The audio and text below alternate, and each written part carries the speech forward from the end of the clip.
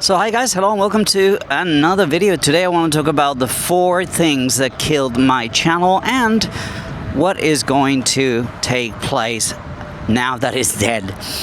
The first thing that I think killed my channel was contributing with state media. State media invited you to go see some development, some poverty alleviation project, some infrastructure, a bridge, an airport, a port, and this, and you go there and you end up then associated with state media indirectly or not in a real way, but that's what the viewers, the haters will say, and then in a sense it kind of like kills your credibility in a way that it's really difficult to avoid, because there are people who work in media and, well, they're on salary and they work and that's what they do. I don't. I have another job. This is not, I don't get paid to make those videos.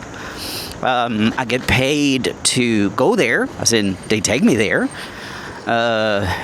If we stay overnight, then they'll pay for the hotel and they'll pay for the food. But there's never any requirements to make videos or to say good things or nothing. They just, hey, we want you to come and see this thing, and if you like it, make a video. If not, you don't. But that association automatically hurts in a way. And the way I tackled it, I was like, oh, this is going to give me some, I don't know, credibility. People are going to see this as a positive. So I listed it on my social media, like, yeah, I've contributed with this and this and this and this, and I've done this and I've done that, and it ended up actually being counterproductive, 100% counterproductive. The other thing that killed my channel was the understanding or realizing that we're just following the news. We're reacting to the news. We're not news. And news and news media and the powers that be, they play with the news. And this has affected me in several different ways. I'll give you an example. When I bought my car, the Neo, I thought it'd be appropriate to also buy stock. I've never been an investor. I've never bought stock, but I thought, like, well, I'm putting $500,000 RMB in this car. Might as well put a little bit of money in the stock and see what happens. So I did. My first investment ever in life.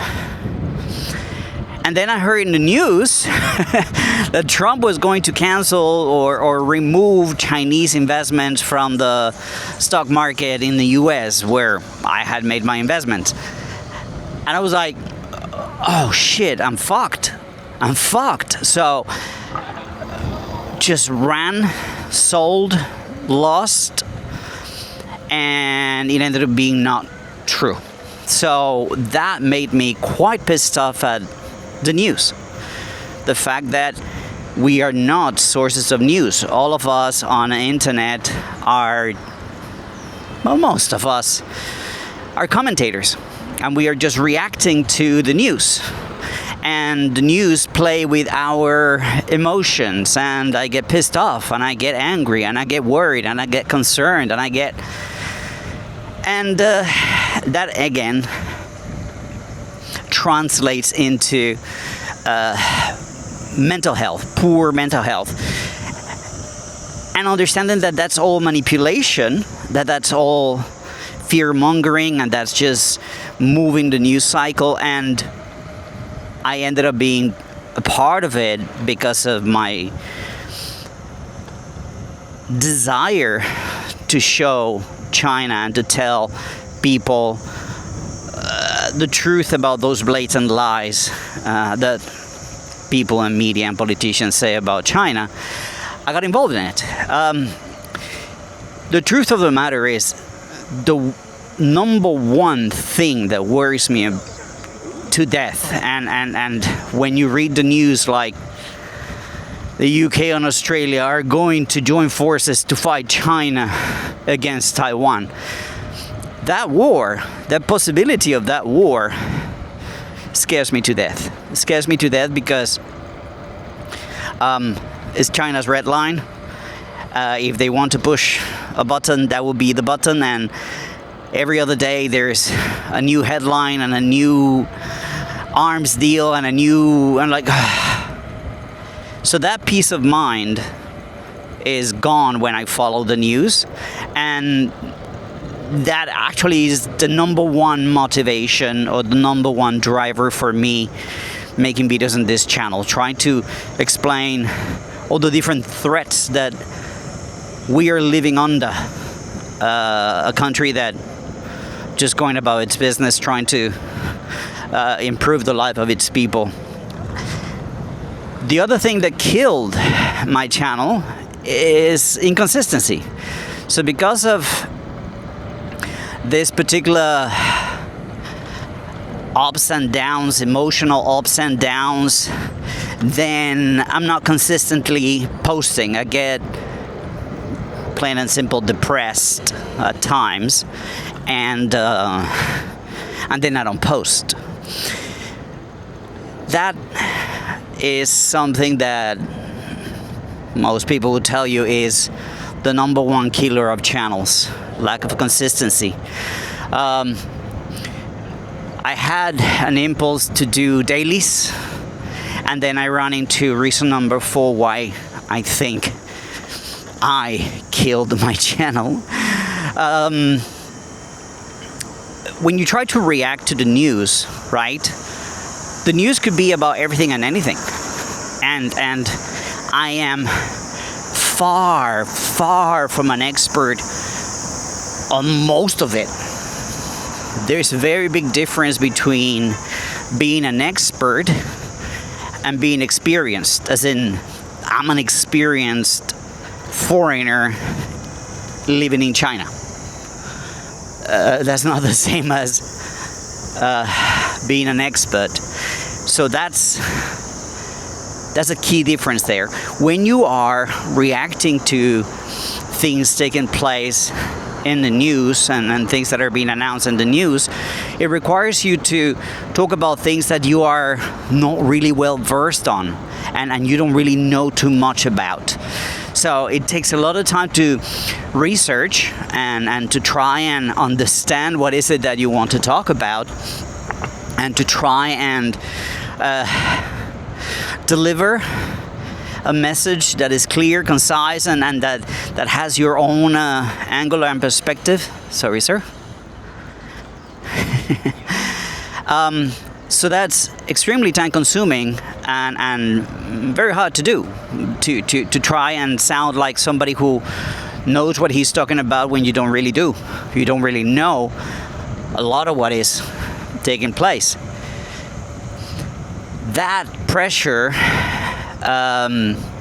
it's enormous, because you want to be credible. You want to be a source of information that people can relate to, that people can rely on, that people can believe, and hopefully start to see things from this point of view, from this perspective. But when you don't really know, then what you gonna do?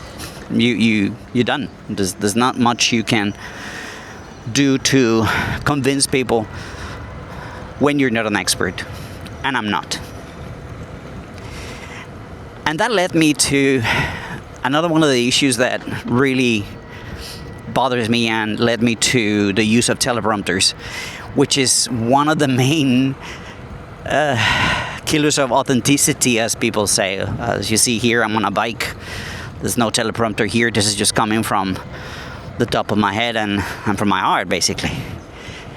I'm an English teacher, but I'm not a native English speaker. As an English speaker, I think that I speak better English than 85-90% of the Chinese population here. So for me, coming to China to work as a teacher seemed absolutely perfect, because there is something that I can give to my students. There's something that I can give to the Chinese population when I'm in a classroom helping them improve their English to the level that I am, for example. So that's why I feel comfortable saying, oh yes, on Twitter, that's my handle. I'm China teacher. I'm a teacher of English in China, and this is what I do. However, of course, my English isn't perfect. Of course, I will say things that aren't always perfect, that aren't always grammatically correct, that aren't always properly pronounced, that are always... And that really stressed me a lot. Because you're thinking, oh, people are going to mock me, people are going to say, oh, look, this is what the Chinese people get as English teachers, blah, blah, blah. Again, as I said, I met so many Chinese English teachers who can't even have a conversation. So even me not being a native speaker of English, I'm an improvement when it comes to helping Chinese people learn English. What's coming? Is that a big bike? Hey! And they call them squids in America, riding these big bikes, wearing nothing but t-shirts. So yeah, that desire to actually give you guys a message in proper English, in the best English I could produce, generate, and deliver, led me to using a teleprompter. And yeah, that's another authenticity killer. So I don't know if that's already 4 or 5 reasons, but there's many reasons that have compounded together to make my video production not enjoyable, number one. And number two, not enjoyed by people. So not many people are watching the videos, not many people are following, not many people are subscribing. I see people unsubscribing here, unsubscribing there, and I'm like, who actually unsubscribes? I don't think I've ever unsubscribed from a channel. People say, oh, maybe that's bots. I don't know. And at this point, at 42,000 subscribers, I don't care anymore. I don't care anymore, and I'm done with geopolitics as such. So, what's new? What's gonna happen? What's coming? Well, you see it right here. I just decided that I'm going to start just blogging, talking about getting on my bike and talking about what's on top of my head, showing you things about China, and right now, these next 2 months are in preparation for a project related to this bike, but I'll let you know more in the future. So from now on, what you're going to see is videos about my city, about my life, about my family, which is so many news. It's huge news, but I'm not going to talk about it yet. And about everything that you see on this bike, the bags, the panniers, the helmet, the cameras, the mics, all these things, they are part of something that I want to do. I came in the wrong place. And so yeah, but number one, to do what I need to do what I want to do, I need to, first of all, get fit, which I'm not. And number two, I need to test. I need to test the endurance and the systems and the methods and the products and the goods and the quality and etc., because it's a project that is going to take a lot of. It's going to demand a lot from the things that I'm going to bring with me. So I need to test that. So these 2 months are going to be spent on this bike, making videos, talking to you about my life, and hopefully you enjoy it. If you don't, it's fine. I'm already used to people not watching, so it's all good. So there you go, guys. That's those are the reasons that I think killed my channel. And I'm not washing my hands out of responsibility, because a lot of the things, a lot of the steps that led to it were choices that I made, and yeah, that's what it was. All right, guys, so that's it for today. If you want to see more content from this angle or that angle right here, follow me. Come back, start watching. We're not going to be talking about politics or geopolitics anymore, only showing you things through this lens. Cheers, guys. Bye bye.